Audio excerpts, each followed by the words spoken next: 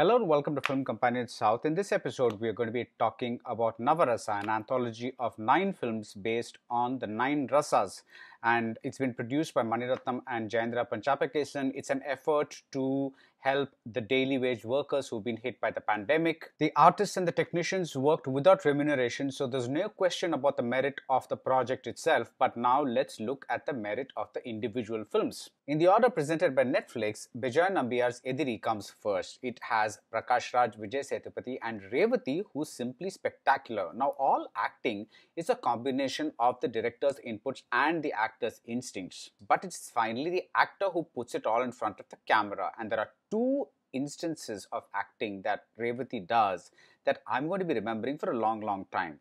One is when she goes into a room and sees something really terrible. We're not shown immediately what it is, but she retreats. She doesn't scream or do anything like that, She just retreats in a kind of a horrified silence, and that scene is just amazing. Another scene that I'm going to remember for a long time, again for her acting, is when there's a tragedy that's happened and she doesn't cry, she doesn't do anything. Her face is absolutely still, but on every inch of her face, you see a sense of so many feelings that we come to know about later in the film, about how she could have done something better, or how this tragedy has ended everything in her life.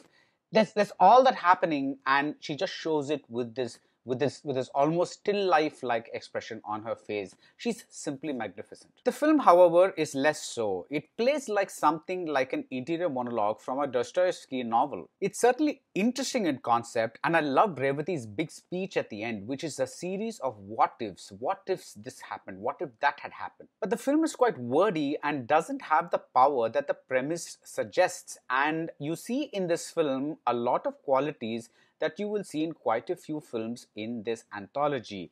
Some great craft, some terrific performances, but also an overall sense of genericness. Also, many of the films make you want to rethink the value of background score and songs in our films, especially when there isn't a real purpose for them.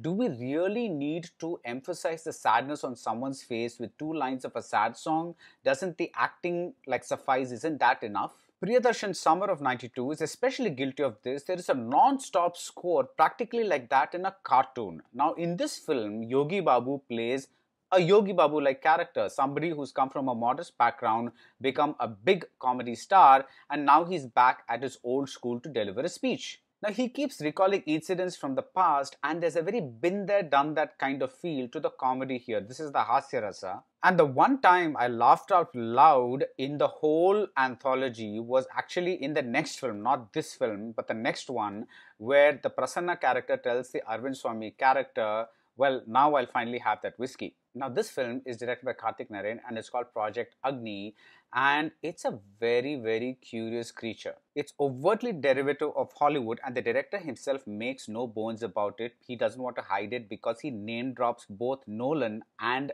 Stanley Kubrick. He also does a hat tip to Indian myths by naming a couple, Vishnu and Lakshmi. Now, Karthik Narayan does something that's really difficult to find in our films. He gets the mix of Tamil and English just right in the dialogue. And the writing is solid, and it builds its sci-fi universe really well without making it feel like spoon feeding. There are well-timed explanations that keep us in the loop, but we never feel that somebody's patronizing us. The point is that we feel as mindfucked as the Prasanna character, and yet there is no wow factor by the end, which feels like a rather cheap twist. But Arvind Swami is simply superb here. His pauses, his gestures, everything is just right. They say that some people become better actors as they grow older and as they get more life experience. If that's true, then he is proof. Now, the next film is by Vasant Sai, and it's one of the best films in the anthology. It is called Payasam, and it is based on a T. Janakiraman story. Now, Vasant's trajectory has been one of the strangest in Tamil cinema. Usually, directors start out really strong and then kind of seem to lose it as they go along. They kind of seem to lose their craft, their sense of storytelling as they go along. But in Vasant's case, it's a bit of the reverse, because his early films were pleasant, nice, middle-class, middle-brow films. They were more about the writing, the performances. You wouldn't exactly call it pure cinema. You didn't go and see it for the staging and things like that. But ever since he shifted to what we might call parallel cinema, with films like Sivaranjaniyum Innum Sila Pengalum, he has become a superb craftsman. Now, that film too was based on stories by authors, actually three major authors, Ashoka Mitran, Jaymohan, and Adhavan, but the end product was so much more. In Payasam, Vasant tells a very simple story with the brilliant contributions of his team. The editor Sanga Tamiran, the cinematographer Satyan Suryan, and the composer Justin Prabhakaran, who's one of the few composers in this anthology who goes with the flow of the film and does exactly what the film needs rather than trying to impose his own signature on the music and trying to create like a random kind of background music. Now, the setting is a Tambram wedding in Kumbakonam in 1965, and the narrative is driven by the feelings felt by the character felt by Delhi Ganesh, who is solid as always. Now, Vasant does two things simultaneously. On the one hand, he gives us the emotions felt by the Delhi Ganesh character, he keeps escalating that, and on the other hand, he keeps showing us the preparations around the wedding.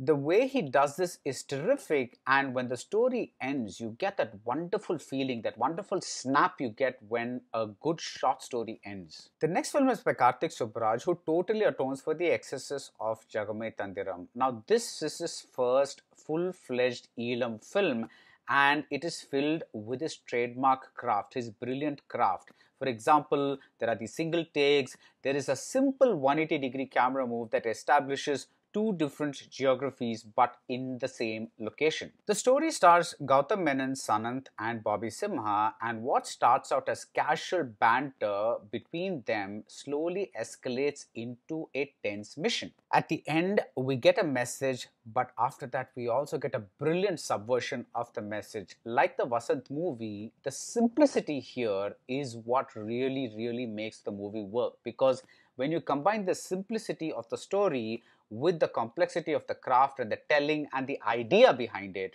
then you get this thing that just works. The end effect is really powerful. And then we get the best film of the anthology by a newbie director named Arvind Swami. Oh my god, in every possible sense, this film just blew my mind. Santosh Sivan is back in full form.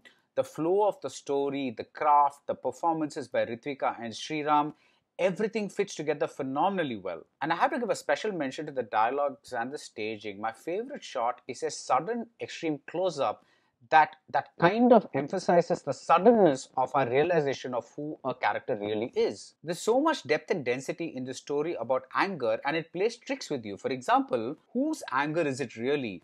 The easily externalized anger of one character, or the slowly simmering and internalized anger of another character? Also, the timelines. What timelines are we in? Whether it's the major misdirections or the minor touches like a line equating women with gold, everything is beautifully done. Again, like in the Karthik Subbaraj movie, we get a message, but it is camouflaged in the form of a school speech, and it is totally subverted at the end. This is brilliant stuff. And then we get the film by Ratnam Prasad, which stars Siddharth and Parvathy Tiruvottu. And we are back to the flavor of the initial films in the anthology. There's some great craft, good performances, but there's also an overall sense of genericness. The power in the story about a woman who meets a mysterious man doesn't quite translate into a powerful film. The same thing could be said about Sarjun's film, which stars Atharvaa and Kishore. There is a wonderful ending where there's a wonderful sense of incompleteness, a question mark hanging over whatever happens. But the rest of the film, which is mostly a philosophical conversation between an STF officer and a Naxal, doesn't quite build up to that powerful ending. Again, instead of sharp and specific emotions, we are left with a sense of genericness. Finally, we get to the most high-profile film of the anthology, starring Suriya and Prayaga Rose Martin and directed by Gautham Menon. The film is a mixed bag, but the conceit is superb. The storyline subverts the traditional arc of a romantic movie where you see the beginning, middle, and end of a relationship. I won't tell you how, but what Gautham does is just right for a short film. But as great as this concept is, the film is at least 15 minutes too long, and there are portions that feel, in the middle especially, there are portions that feel very repetitive. And there is a song in a nightclub kind of situation. It feels like it could have totally been axed and we would have lost nothing at all in the movie. Another song uses the prelude from the Nindukori number from Agni Nashatram, and I think what Gautham is also doing here is doing a bit of a hat tip to the Maniratnam romance from the late 80s. But after a point, the cuteness in the dialogues begins to feel a little off, and you feel that the same flavor would have worked had the film been shorter, had the duration been shorter. But I love the last stretch where Gautham does his experimental thing by telling the story almost entirely through song, and I just did not see that end coming. Prayaga Rose Martin has an interesting vibe, to use a word from the film, and she plays someone who's a little too sure of herself, a little too confident, and she vibes very well with Suriya, who's in good form. The role is not exactly a stretch for the actor, but he really pulls it off. But the real heroes of the film are the editor Antony and especially PC Sree Raam, who finally seems to have found his vibe with Gautham Menon after their rather generic last outing in that Puttam Pudukale episode. The colors pop and the framing with plenty of close-ups and really going into the faces of the people is exquisite. This man, he's truly a legend, and I really hope Gautham gets to make a full-length feature film with Sree Raam, because they really seem to have kind of struck this chord, and it's going to be really interesting to see what they do together. So that's it for Navarasa. If you like this video, do subscribe to Film Companion South and see you soon at the movies.